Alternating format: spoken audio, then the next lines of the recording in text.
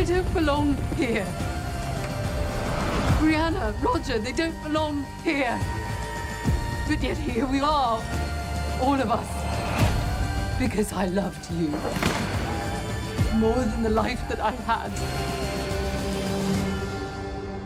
And this, I promise you, won't come between us. Obviously, season 5 ended with a big trauma for Claire.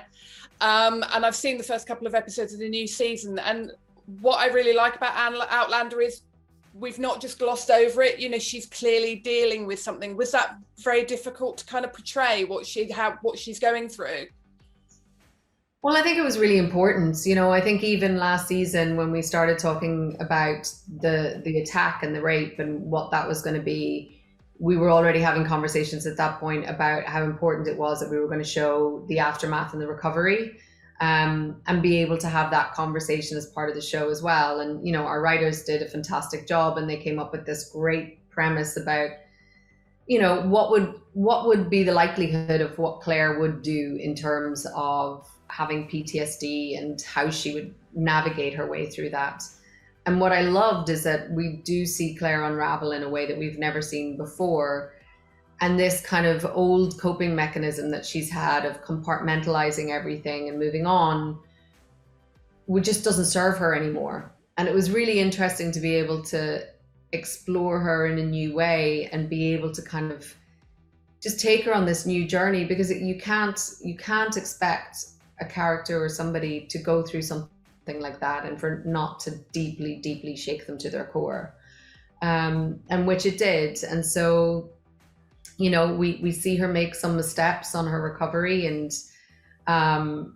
you know, she may start looking at other avenues about how to mask the pain that she's in, but really, you know, I think it's a long journey for her to be able to get through it, but you know, there's hope there. I'm confident that everyone will see her in a much better place as we go through the season. I mean, it's a shorter season because you guys were filming in the pandemic. Was that a challenge in itself, trying to get everything in that you wanted to in just 8 episodes?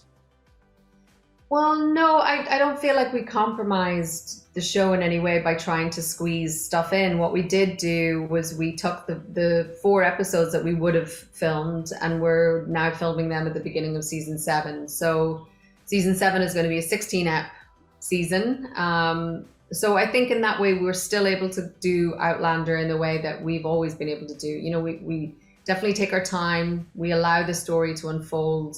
We have some great standalone episodes that, you know, are sort of a world within a world, which is something that I think we do quite well. And we always love it when that happens. You know, we've one that's very much like a Western. We've one that's a bit more like a horror again. Then there's another one that's kind of like in some way, we've got this, not the pandemic, but another kind of medical emergency that comes to the Ridge. And so I think, you know, our writers did a really great job of maintaining the scope and the scale of the show, despite the different challenges that we had filming it this season. Because I loved in season 5 that you had that episode. It was almost like Misery, wasn't it? When you, I've just sat through that thinking, what on earth they're going to find when they go up the stairs? Yeah, I know, right? But that's, you know, I think we relish the fact of kind of shifting the tone and shifting the kind of, you know, playing with the genre slightly. And it's great because we get these great directors in and they all sort of put their visual stamp on it as well. And it's something that we always love doing, you know, this kind of thing that each of these episodes in some ways could be standalone sometimes. And this season was no different. I mean, because the first episode is almost feature length, isn't it? It's about 1 hour and 20, so it feels like a sort of little movie of its own.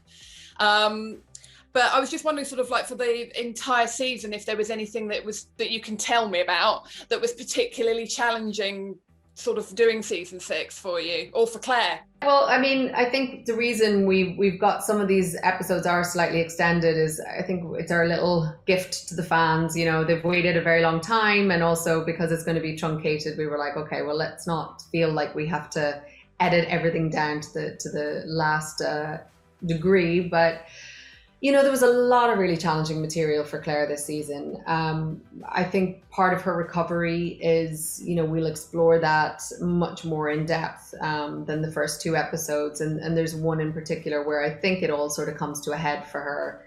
And she has to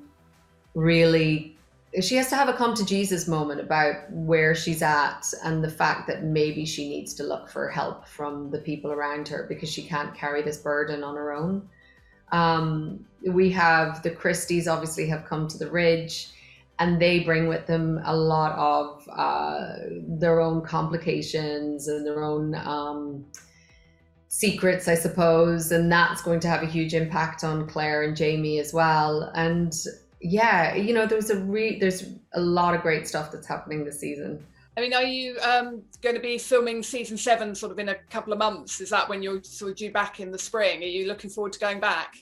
Yeah, we're really looking forward to going back. I was doing some virtual press with Sam the other day. I saw Cesar very briefly the other night, and I know a couple of them are hanging out in LA where I am at the moment. So we're going to try and meet up when it's all kind of safe to do so. But yeah, I think we all miss each other and we love getting back to work. I think it's going to be exciting to be back shooting, and it's been quite a while. It'd be so nice to see our crew as well. I mean, I was interviewing John Bell the other day for his play that he's in London, and he said that the moment that book 9 came out at the end of last year, he rushed to a bookstore to check that Ian was still alive. And I'm assuming that you and Sam sort of have talked to Diana, and she's given you a hint of how things will end. Not me. She's told Sam. I think she's told Sam something about his character, but then I think he's just really nosy and he badgered her. I'm quite happy to let the mystery live and just find out when I need to find out. Obviously, they could do a book a season, carry on, though it has now got more mixed up, hasn't it? I mean, there's parts of book 6 were in season 5 and things like that. Depending on how many seasons it was, would you want to carry on until you cover her final book so that it ends, there is an ending? Is that what you would like to do, or? Yeah, I think I've always said, as long as the material continues to be challenging and the writing continues to challenge us and there's new things for us to explore as actors, then that's all you want as an actor. What we know now is that we have this great season 7 picked up, and it's going to be 16 episodes, and I think we're all in a little way kind of girding ourselves to have the stamina to be able to do that, because we've been shooting for 13 months pretty much, which is going to be really intense. So to be honest, I think beyond that doesn't really serve us, and those decisions are not in our hands anyway, so we'll see. I mean, do you have, I just asked Sophie and Richard, and I said, if you could choose the ending for your character, regardless of what Diana writes, but if it was up to you, how would you want it to end for Claire? Because Sophie said she'd like to be back in the present day. She'd like Bree to be back in the present day. Do you think Claire would always stay on the Ridge no matter what? Oh my God. I think it has to be like a Romeo and Juliet moment, right? Where we're both, or a Nisha and Deirdre moment where Jamie and Claire sort of lie down together and slowly drift off. I don't think one can survive without the other, and I don't think Claire is going to leave him at all. I know. Well, we'd all cry if that happened. You'd have some very angry Outlander fans, I think. Well, or what's the alternative? We just, nobody is eternal. So at some point they're going to have to croak it. They might as well do it together, right? I'm sure there's some fan fiction somewhere where they're happily ghosts, the two of them forever or something. Maybe they turn into, maybe the two of them turn into turtles or iguanas, something that lives for, hundreds and hundreds of years, and they just travel the world together under the sea. Maybe that.